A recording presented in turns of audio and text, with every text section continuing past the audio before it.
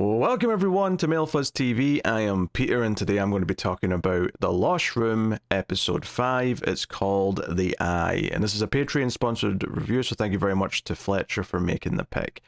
So yeah, penultimate episode here of the 6. A little bit longer, this one, which I think means the last one's going to be a little bit shorter actually, but this was...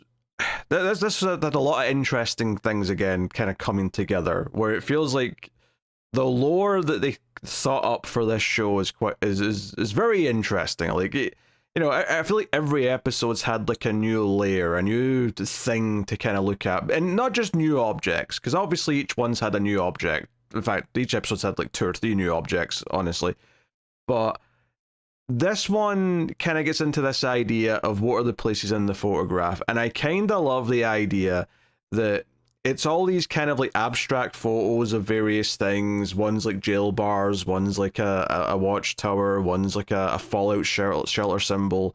And Joe kind of deduces ultimately that, oh, these are kind of like a way to find where the vault is, right? The collector's vault that might have the prime object inside, and the prime object might be the person who we actually start calling the occupant in this episode, right? So we've got the occupant, right, who was revealed at the end of last episode in the photograph. And it's this idea that to go somewhere inside the room, you have to sort of visualize where you're going. So Joe only goes to doors that he has seen before, or has a he's, if not been there physically, at the very least he's seen footage of where the door is or something like that.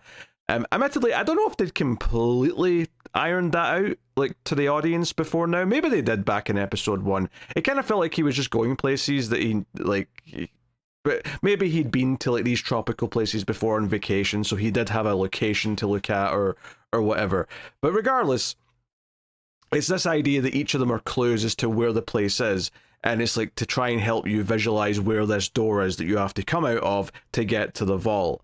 And that's why the key is one of the main objects that you need to get to the vault. As we learn in this episode from like a book that someone from the collectors had, that they go and fetch, or Carl goes and fetches it early in the episode.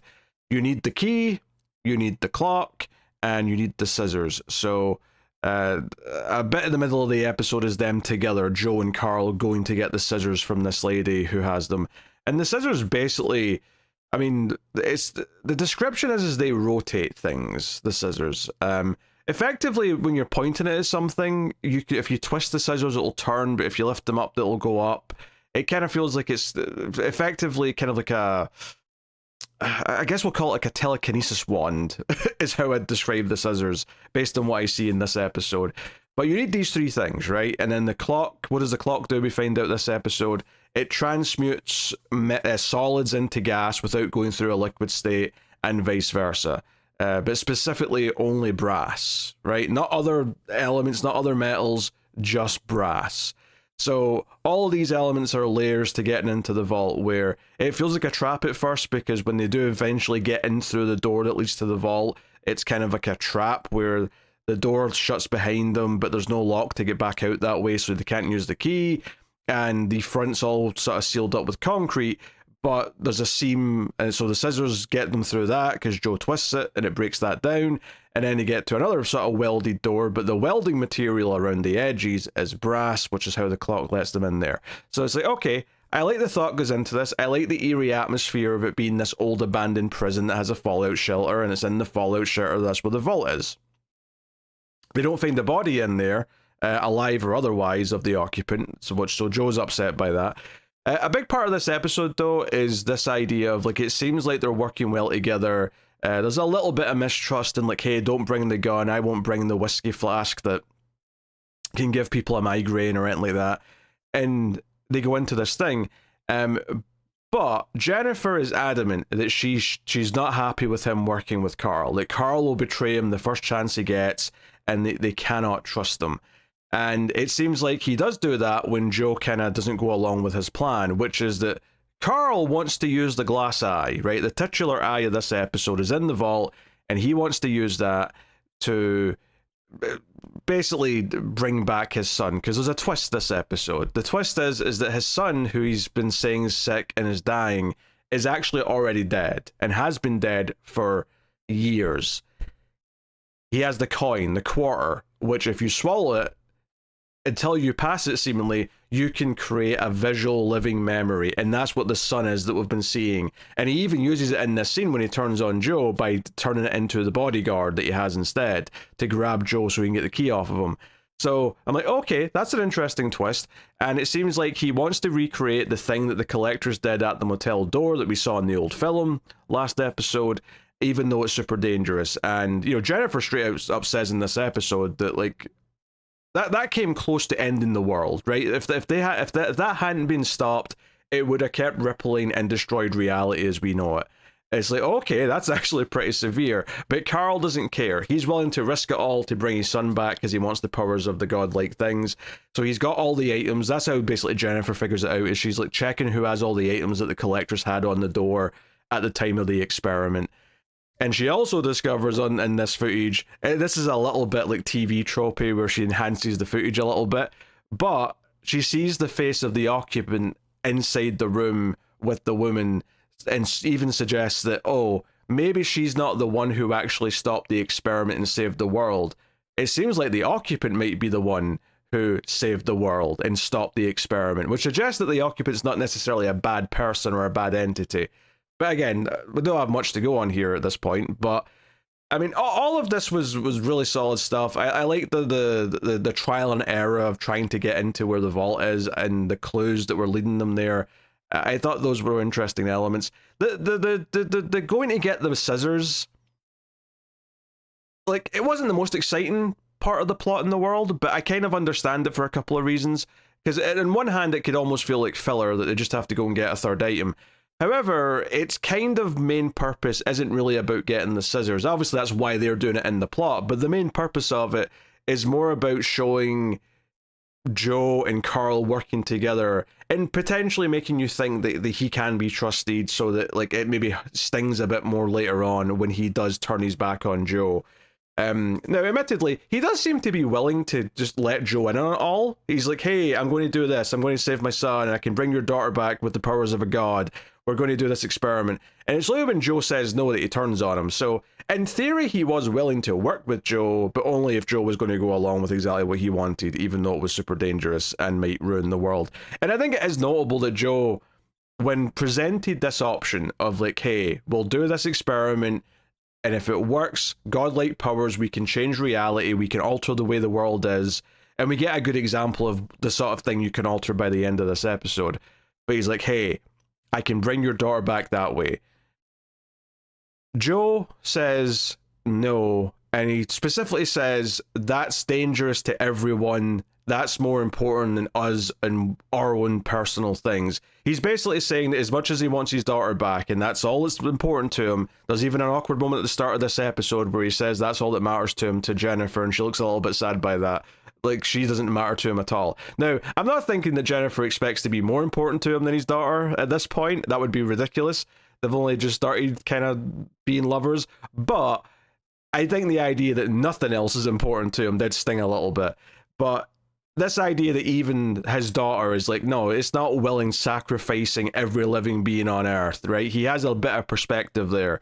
So, you know, that kind of tells you that he's the hero. You can root for Joe still in a lot of ways. Even though he is very single-minded on what he's doing a lot of the time. The other little twist here that I quite like, though, is when they leave Joe in here, trapped in the vault, basically to starve to death, Joe at least did make one precaution. There was a quick scene before the vault stuff where he went to see Wally.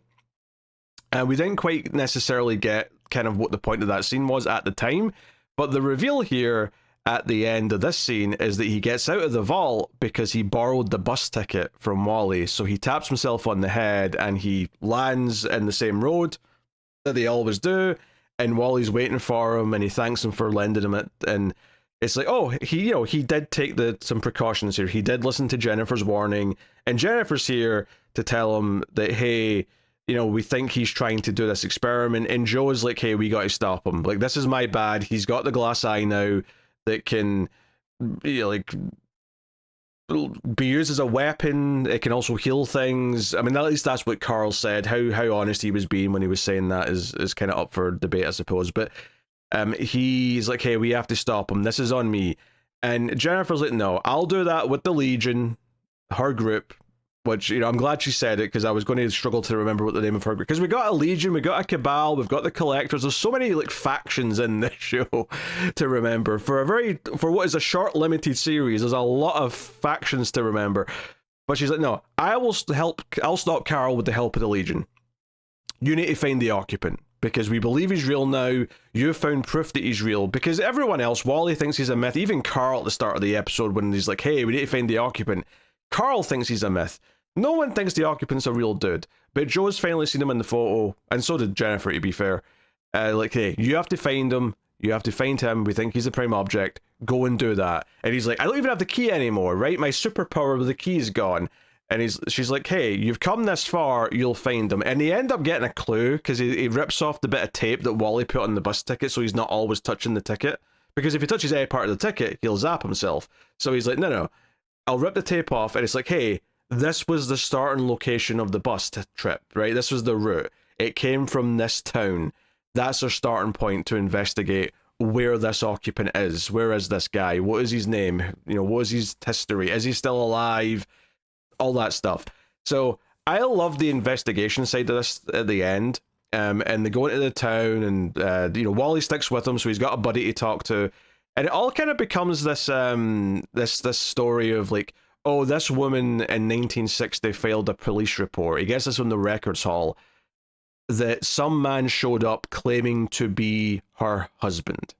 And she reported him to the police because she didn't have a husband, and this was creepy, but he was insisting that he was her husband. And Joe's like, hey, this is suspicious. This seems like an extra person showed up. Could this be the occupant? And they go to this old woman who's still alive. She's working in the library. And they ask her about it, and she gets a bit creeped out that this is getting brought up. It was not a very fond memory. And this is super interesting, because what we learn here is that this guy, who we basically find out is the occupant, was convinced that he was her husband. And she even says that one of the weirdest things about it that still kind of haunts me to this day is that it didn't seem like he was lying. It seemed like he was sure. Like he really believed that they were husband and wife, and was trying to prove it, and so on. And she eventually shows them a photograph that it looks like her and him on their wedding day, and on the back of the photograph it says, you know, summer 1959 or whatever it is, and she admits that it's her handwriting, but she never wrote that, she never took that photo, was in that photo, and she's never been married. And of course, as she's saying all this, my brain's going, and I'm like, oh, right. So what happened here? And there was two options in my head. One, he's come from a parallel dimension where he did exist, and he was married to her, but on the other Earth or other dimension.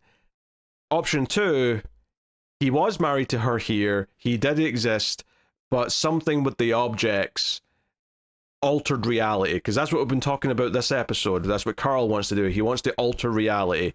He basically retconned himself out of existence, or someone else retconned him out of existence, right? Maybe someone did this to him, you know, maliciously, intentionally. Hard to say at this point. We don't know. Did he accidentally do it to himself with the objects? We also do not know.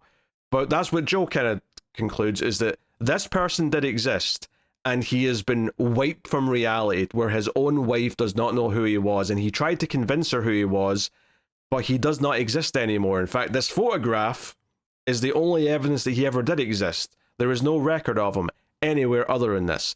So that's kind of the cliffhanger that we end the episode on, is like, how do we find someone that technically doesn't exist, but did exist once?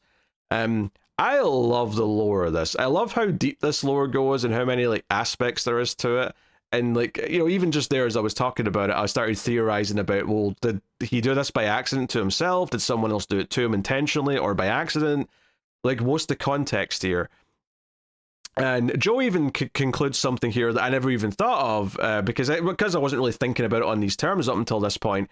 But he basically says, oh, just like how Room 10 disappeared. And it's like, oh yeah, that's a good point. Like, if a person disappeared from reality and it was like it was never there, then it would make sense that room 10 that doesn't exist in the real world right now, maybe the same thing happened to that there was a room 10 and then all of a sudden there wasn't because of whatever event caused all this stuff with the objects.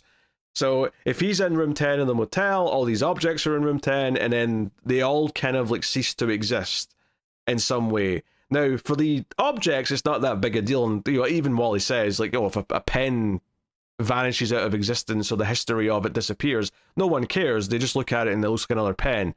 But a person's noteworthy. A person's someone who did exist and doesn't anymore, and there's no record of who they are now. So where did this guy go? How do we find him? It's a very good cliffhanger, and I think this extra new mystery at the end here is genuinely fascinating. Like I was like, oh, this is cool stuff. And especially as someone who is a comic book reader and reads DC comics, who like to do like these crisis events where like reality gets rebooted. It's like, no, reality got rebooted, and the one main difference is this guy in the room got written out of reality. What caused that, and why did it happen? And clearly this guy tried to come and reunite with his wife, and it did not work because she didn't remember who he was, which is very sad. It's very tragic. So no, that's interesting stuff. And it does make me wonder how much reality is going to be affected at the end of this finale, where like, does some stuff get changed for better or worse that the characters won't even remember because the items and whatnot. So there's a lot of potential there, a lot of stuff going on. You know, I don't really even need to talk about Jennifer's other like scenes, because she's basically just looking at the footage in the computer and talking to like someone else at the Legion about who owns these objects. There's not much to that. There's other running little scenes throughout the episode though. One set is with Ruber, who's kind of stranded in a desert area and he's kind of freaking out and he's got no signal on his phone. He does have that one photograph that he stole before he got kicked out of the room last episode, the one where it shows you the room and the object, or basically it shows you the reality that existed before it got changed, I guess. But he has like a weird moment, and I couldn't tell if this was like an item thing happening or if he was just having like a weird dream hallucination. But he looks into the photograph and he sees the room, and then the camera sort of like moves around the room and spins around and reveals him standing there like Ruber himself as the prime object, like he's becoming the prime object or becoming the occupant. I don't know if that actually means anything yet, or if it's just him like seeing it, like thinking he's important because he's got delusions of being important and this is all matters to him and he matters to it. But worth mentioning, that's there. We also see the Cabal. BB from Frasier is in trouble because Ruber stole 2 items from under her watch. So some other guy's got her job or has been promoted, and she's now tasked with finding Ruber and getting the objects back. And Ruber does see a helicopter as he's lying there in his final scene, which I assume maybe is the Cabal and her. Maybe it's someone else. Who knows? Then the other thing here is the detective, Bridgewater, who of course was looking for Joe last episode, and Ruber hit her with the playing cards. And she's still having weird like flashbacks to like stuff the cards showed her. And she has like this weird dream early on in the episode where she is at the motel and she sees Joe's daughter behind the glass and Joe's begging her to help and she can, and that makes her feel anxious, and then she wakes up. Which almost feels like it is maybe kind of like the cards or whatever you want to call it is telling her you should be helping Joe get his daughter back. And by trying to like fight against them, you're actually hindering the chance that she might come back, which is interesting. But she's like not going home. She's kind of still adamantly wanting to find at least Ruber, because Ruber did something weird to her and she has to know what it is. So it was an interesting development. It definitely felt like there was a lot more side characters getting their own scenes this episode, more so than usual, because typically the last few it's mainly been Ruber who has a subplot, and then the main plot's Joe and everyone else is just in Joe's plot. Whereas this episode, it felt like we had, no, we're going to cut away to Jennifer for a few scenes, we're going to cut to Ruber, we're going to cut to the Cabal, and even Carl has a couple of his own scenes as well, especially after he's done with Joe, and he's got all the items that he needs to potentially do the experiment, and he's wanting ketamine for reasons. So, yeah, I don't know, it's, I think that this was a wonderful progression. I think the tease of where the vault is, the journey to there, and how Joe thought ahead to get out of the bad situation that he ended up in was quite smart, because it's using the objects that we already know about. So as soon as he pulls out that bus ticket, you get like a sense of relief and excitement because you know exactly what he thought of. And you're like, yes, this is using the things you've set up. But at the same time, all the lore with the occupant is super interesting because it's further kind of like exploring what happened with that experiment, what happened to that woman. Like, it's basically that she got wiped out of reality. Maybe not to the same extent as the occupant, because people still remembered her, and she was still kind of stuck in this limbo until Joe was able to like slow down time to let her go. But it does kind of suggest that, oh, something similar was happening to her, perhaps. And maybe the reason why the occupant stopped it is because of what happened to him. He knew what it would lead to, and he has a better understanding of what was happening, so he was stepping in to help. Again, I'm just theorizing here. I don't know for sure, but there's so much stuff here that's actually very, very exciting and interesting that it's very easy to start, thinking about it and talking about it, but in ways that make sense. These things actually do feel like they sync up somewhat, and the few things that don't feel like they're open for the final episode. So, I'm expecting some kind of happy ending. I don't think we're going to end this show with the daughter not being saved. I could see Joe maybe going down in exchange for his daughter somehow. Not that someone will give him that choice per se, but maybe the bittersweet ending will be that she gets saved and she's back in the world, but Joe gets wiped from reality or something. I don't know. I really don't. But either way, everything that is set up is like very tantalizing to my brain, because it's like all these rules upon rules that, as they explain more of it, they make more sense, even though they're still kind of weird. So they don't necessarily have to explain what the event was that created all this stuff. That can remain vague and mysterious and like just supernatural, or like the rift in the space-time continuum or whatever. It doesn't matter. But the way that they keep building all the rules, and how the mystery of the occupant is now making sense with what happened to the woman in the motel, it's all feeding on each other in a really smart way, where the rules are very consistent regardless of what started it all in the first place. And that's very satisfying to me. So, no, good stuff. I'm enjoying the show immensely. It's kind of wild that I never heard of it until it was it was recommended to me for this review.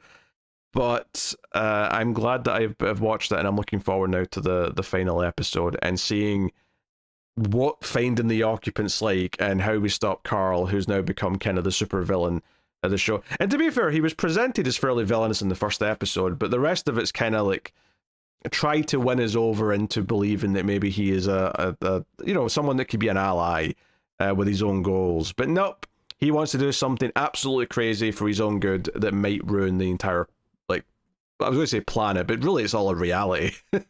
Technically, it's not just limited to Earth, what he's going to do. So, yeah, really good stuff. Excited to see where we go. Not really sure what we're going to be doing with Ruber next episode. Because Ruber, like, I've enjoyed like learning a bit more of the objects through his plot, but he's probably the character that's the most kind of like, I don't know, just the one that feels a little bit like convenient for plot reasons at times, like how quickly he went evil and how obsessed he is with everything. That was the one thing that felt a little bit just kind of rushed and not quite there for me.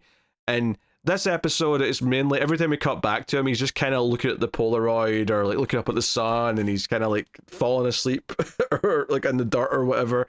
Like, there's not a whole lot of interesting stuff to it until that moment where he sees himself in the room through the photo, and it's like, did that happen because of item shenanigans, or is he actually just hallucinating? It feels like it's probably setting up something. I'm just not entirely sure what as of yet. Maybe he'll become the new occupant. Maybe he'll swap places with the other guy. Who knows?